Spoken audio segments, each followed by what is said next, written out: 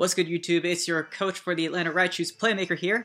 Excited to bring you our final match of the TBL as we are in the championship against the Orange City Orangurus, coached by Tishan.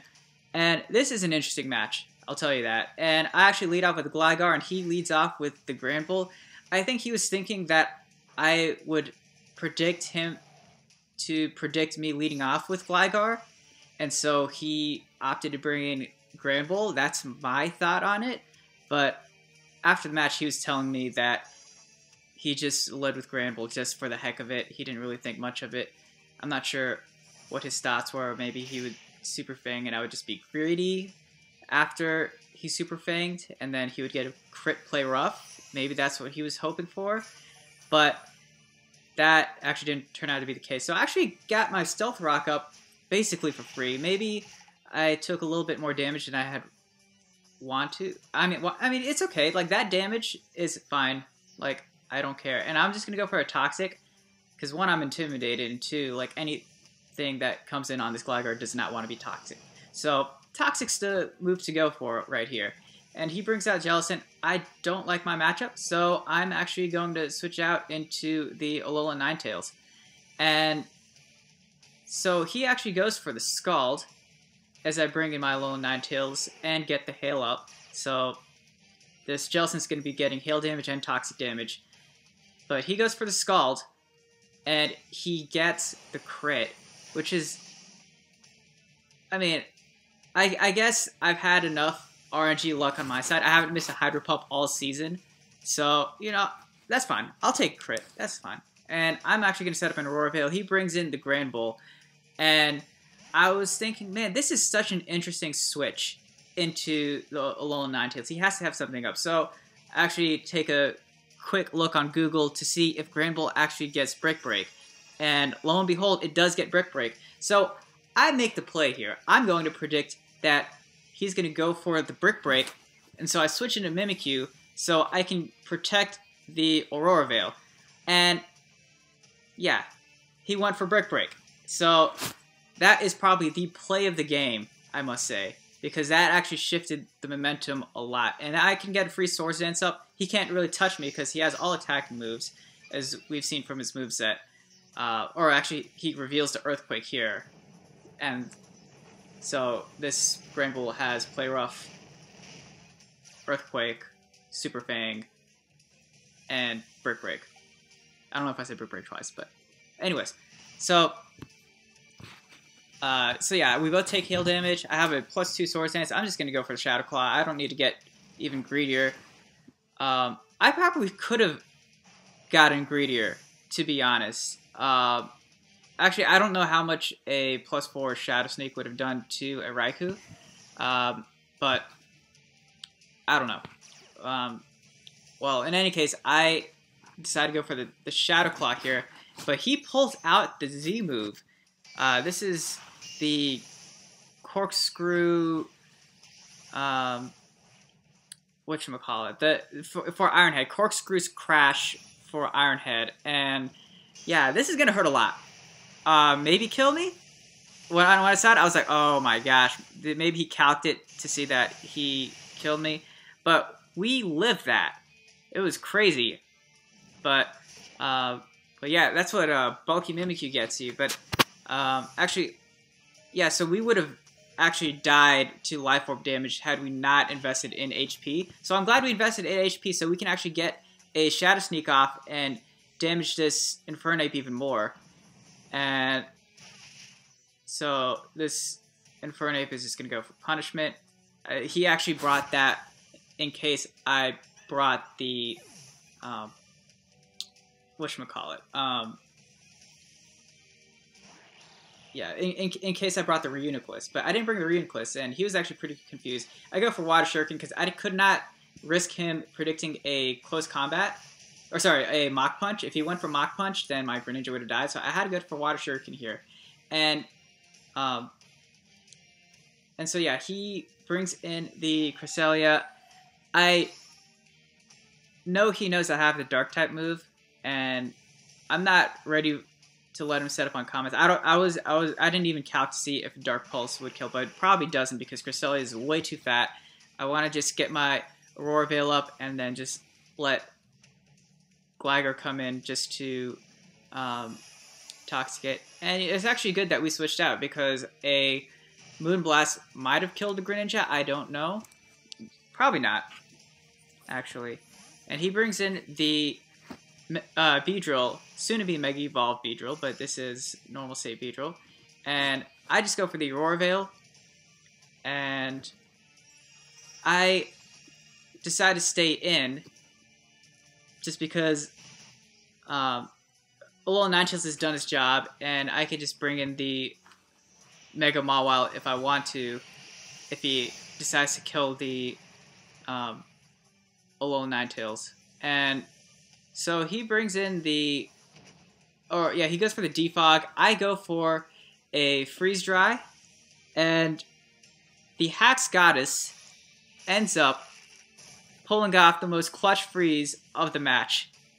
And at this point, T-Shen was basically like, good game. Like, because this was basically his last offensive threat that could really do anything against me.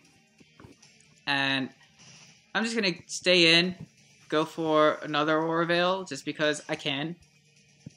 Or, sorry, I went for the Aurora Veil last turn, that's what it was. And I just go for the Freeze Dry, that's what it was. Sorry, I wasn't paying attention. But in any case, Hail stops, he sends in the Jellicent, and, you know, at this point, I'm like, whatever, I'm just gonna get whatever damage I can on this thing. And he actually has Weakness Policy, which was a very interesting strategy. And he actually told me later that he had Weakness Policy on the thing just for the Gligar.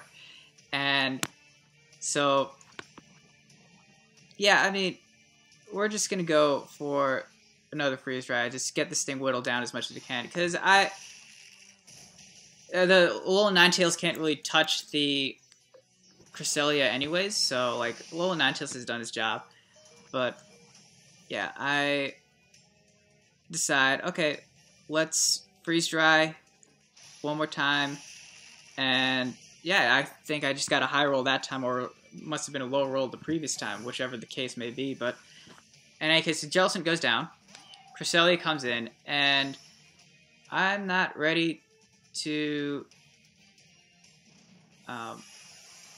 let this thing set up on me, so I'm going to try to get a special attack drop with the Moonblast. He goes for a Calm Mind, so yeah, Moonblast is not doing anything, and this is his last Pokemon, so he has to basically set up and just try to sweep me with this thing, if he can. But I send in the Gligar, and he goes for the Moonlight, just to heal back his HP, because he's going to need is whatever he can. He sees this thing, he's like, dang, this thing's going to Toxic me, and I'm going to die. So, yep, Gligar gets off a Toxic, and it's great we outspeed it as well, because we have that 4 speed investment. And yeah, that thing's not doing anything when we're under the Aurora Veil. So the Aurora Veil is gone, and then I'm just going to reset just to get some health. Just basically try to Toxic Stall this thing. And he goes for another Moonblast, and I see like the Toxic is just doing way too little. So I just want to speed up the process. I send my big boy Snorlax, and he's going to try to set up some more and then try to offset the Toxic damage with Recovery. So at this point, we're just going to put on the offensive pressure. We're just going to hit Body Slams while he tries to recover. And yeah, so, or he just, I guess, decides to go for a Moonblast to see how much damage I think he was at +2 on Calm Minds at the time, so just anticipating how much a +2 Moonblast will do. It doesn't do much because Snorlax is fat, we have 0 special defense investment. So, you know, it's cool. We're just going to keep going for body slams, because that's what Snorlax does. Just body slamming away. And we're just getting leftover recoveries while this thing is getting toxic. And so, just, he's going to keep trying to live. I don't understand why he just doesn't let this Cresselia go down, because the game is over. He can't do anything. He can't attack and recover at the same time on me. So, he's gonna basically almost die. And we're just gonna go for another body slam. And yeah, that's gonna be the end of Cresselia once the toxic damage racks up. And so it was definitely a good game to Tishan. I know he didn't do as well as he would have liked, and maybe even feels embarrassed about the differential in the match. But he played a good game. I mean, sure, like the Granbull lead was a little questionable, but in the end, whatever he wanted to throw at me, I would have reacted just as fine with it. You know, like I don't see, yeah, I mean, I don't see how the team he brought would have been able to keep up with mine. Even he said that he had no answer for Gligar except for a weakness policy Jellicent. And even then, like, I'm not going to leave a Gligar in on a Jellicent. So, yeah, I mean, it is what it is. And he also was like, yeah, like, I had Dazzling Gleam on the Jellicent, and that would have just destroyed Greninja after a weakness policy boost. And that's true. That's true. That would have happened, but I would have just brought in something right after, like the Mega Mawile, which I actually EV'd to outspeed an uninvested Jellicent. So, you know, that Mega Mawile would have just killed the Jellicent the following turn. Like, it just, you know, I don't see, I didn't really see a way out for him in this match, but it is what it is.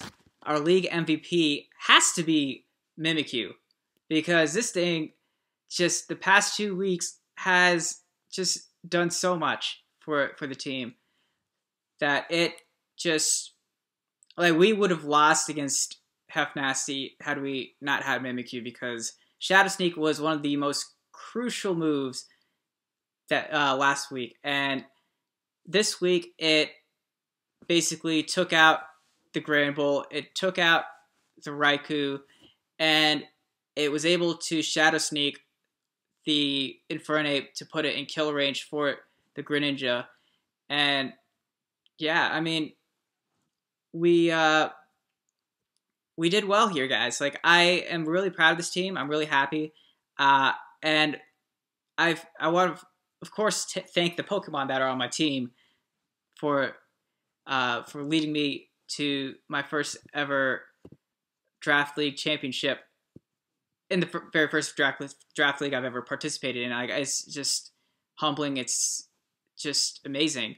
And I also want to thank my Jenner Wes, you know, Wesley, Wanderer, whatever you want to call him, from the Pocket Monster Shifter. You know, he actually gens all my Pokemon every week. And then I'll even be like, oh, like, I actually need something changed on this. Would you mind doing it? And, you know, he never says no, which is one of the most amazing things about him.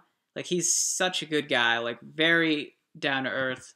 Like, well, basically one of my favorite people on the planet. Like, we need more people like Wes. So I'm so glad we got this W for Wes.